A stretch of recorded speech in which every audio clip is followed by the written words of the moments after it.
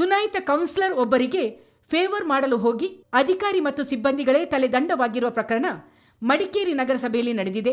ಒಂದೇ ಕಾಮಗಾರಿಗೆ ಎರಡೆರಡು ಬಾರಿ ಬಿಲ್ ಮಾಡಿದ ಪ್ರಕರಣಕ್ಕೆ ಸಂಬಂಧಿಸಿದಂತೆ ಮಡಿಕೇರಿ ನಗರಸಭೆಯ ಹಿಂದಿನ ಪೌರಾಯುಕ್ತರು ಮತ್ತು 4 ಸಿಬ್ಬಂದಿಗಳ ವಿರುದ್ಧ ಕ್ರಮಕ್ಕೆ ಜಿಲ್ಲಾಧಿಕಾರಿಗಳು ಆದೇಶ ಹೊರಡಿಸಿದ್ದಾರೆ.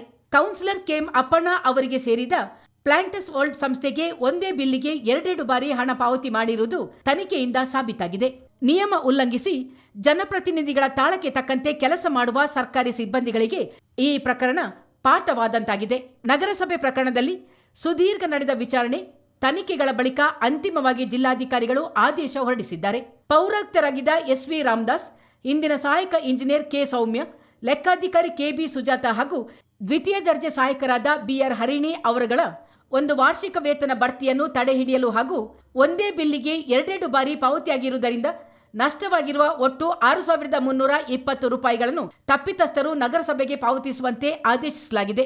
ನಗರಸಭಾ ಸದಸ್ಯ ಕೆಎಂ ಅಪ್ಪಣ್ಣ ಅವರು ತಮ್ಮ ಮಾಲೀಕತ್ವದ ಪ್ಲಾಂಟಸ್ ವರ್ಲ್ಡ್ ಹೆಸರಿನ ಸಂಸ್ಥೆಯ ಮೂಲಕ ನಗರಸಭೆಯ ವೀಡ್ ಕಟರ್ಗಳನ್ನು ದುರಸ್ತಿ ಮಾಡಿಸಿ ಅಧಿಕಾರ ದುರುಪಯೋಗ ಪಡಿಸಿಕೊಂಡಿದ್ದರು. ಅಲ್ಲದೆ ಅಪ್ಪಣ್ಣ ಅವರಿಗೆ ಒಂದೇ ಬಿಲ್ಲಿಗೆ ನಗರಸಭೆಯಿಂದ ಎರಡೆರಡು ಬಾರಿ ಪಾವತಿಯಾಗಿದೆ ಎಂದು ಎಸ್ಡಿಪಿಐ ಸದಸ್ಯ ಆಮಿನ್ ಮೊಹಸಿನ್ ಜಿಲ್ಲಾಧಿಕಾರಿಗಳಿಗೆ ದಾಖಲೆ ಸಹಿತ ದೂರು ಸಲ್ಲಿಸಿದ್ದರು. ಅಪ್ಪಣ್ಣ ಅವರ ಸದಸ್ಯತ್ವವನ್ನು ರದ್ದುಗೊಳಿಸುವಂತೆ ಆಮಿನ್ ಮೊಹಸಿನ್ ಆಗ್ರಹಿಸಿದ್ದರು. ಈ ಬಗ್ಗೆ ವಿಚಾರಣೆ ನಡೆಸಿ ವರದಿ ನೀಡುವಂತೆ ಜಿಲ್ಲಾಧಿಕಾರಿ, ಉಪ ವಿಭಾಗಾಧಿಕಾರಿಗಳಿಗೆ ಆದೇಶ ಮಾಡಿದರು. ಎಸಿ ತನಿಖೆಯಲ್ಲಿ ಸಿಬ್ಬಂದಿಗಳ ಎಡವಟ್ಟು ಬಯಲಾಗಿದೆ. ಆರೋಪ ಸಾಬೀತಾಗಿರುವ ಹಿನ್ನೆಲೆಯಲ್ಲಿ ಜಿಲ್ಲಾಧಿಕಾರಿಗಳು ಅಂತಿಮ ಆದೇಶ ಹೊರಡಿಸಿದ್ದಾರೆ.